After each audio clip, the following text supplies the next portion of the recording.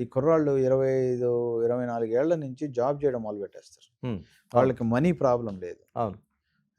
Access to food గానీ, alcohol గానీ, smoking గానీ, లేపోతే డబుల్ షిఫ్ట్ వర్కింగ్ గానీ, నైట్స్ గానీ, డేట్ గానీ వీటన్నిటిలో వాళ్ళు ట్రాప్ అయిపోయి ఒక్కొక్కళ్ళు BMIs are 25, 30 body mass index.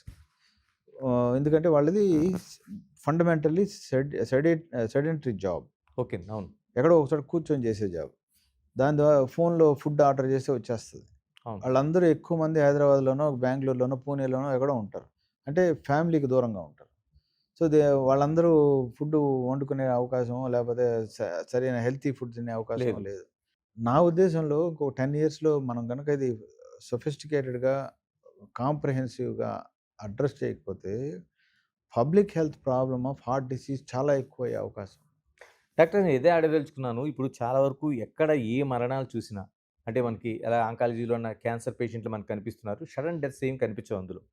కానీ ఓన్లీ హార్ట్‌కి సంబంధించి కార్డియాక్ అరెస్ట్ అవుతున్నారు. లేపోతే ఇలాగ అవును. వాల్సో అవును. లేకపోతే ఇలా జరుగుతున్నాయి. అంటే ఓన్లీ లైఫ్ స్టైలేనండి ఇంకేమైనా కారణాలేమైనా కనిపిస్తున్నాయా? Fundamentally all these called non communicable diseases like heart disease గానీ, బ్రెయిన్ స్ట్రోక్స్ గానీ, BP, sugar, high cholesterol levels ఇవన్నీ గూడా lifestyle related problems. How you conduct yourself, stress ఎంతుంది? హ్మ్. ఏం తింటున్నారు?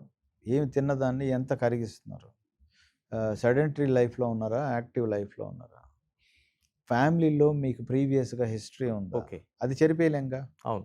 జీన్స్ ద్వారా కొంత మనకొస్తుంది కాబట్టి దాన్ని నాన్ మోడిఫైయబుల్ రిస్క్ ఫ్యాక్టర్ అంటాం.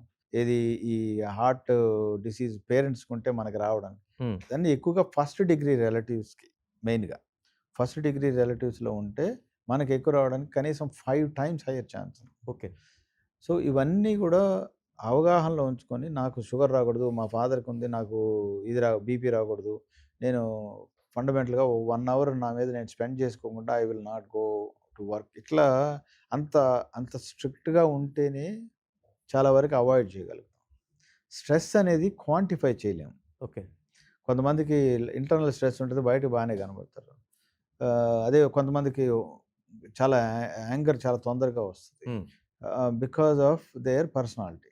దాన్ని తెలుసుకొని దాని ద్వారా మనం ఒక రకమైన మోడిఫయింగ్ చేసుకోకపోతే 100% యంగర్ జనరేషన్‌లోనే మనకు హార్ట్ డిసీజ్ వస్తుంది. ఎక్కడ డాక్టర్ గారు అంటే ఆ స్ట్రెస్‌కి, ఆ మేనేజ్‌మెంట్‌కి హార్ట్‌లో ఉండే క్లాట్స్ కావచ్చు, లేకపోతే మీకు కార్డియాక్ అరెస్ట్ ఎక్కడ లింకప్ ఉంటుందండి అది? Hormones which ah! Will drive the blood pressure.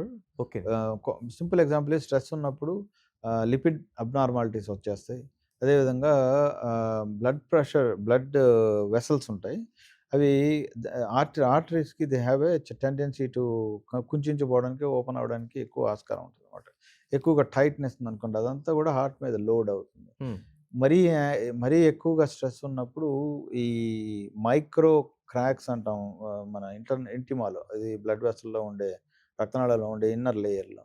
అటువంటి క్రాక్స్ వచ్చినప్పుడు ఈ ప్లేట్లెట్స్ తర్వాత ఈ కొలెస్ట్రాల్ ఇవన్నీ కూడా దాని మీద డిపాజిట్ అయ్యి ప్లాక్స్ స్టార్ట్ అవుతాయన్నమాట. అవి over a period of time grow అవుతాయి. బేస్డ్ ఆన్ మన లైఫ్ స్టైల్. ఎంత ఫాస్ట్‌గా అవుతాయా? యంగ్ ఏజ్‌లో వస్తుందా? ఓల్డ్ ఏజ్‌లో వస్తదా? అనేది లైఫ్ స్టైల్ మీద డిపెండ్ అయ్యి ఉంటుంది.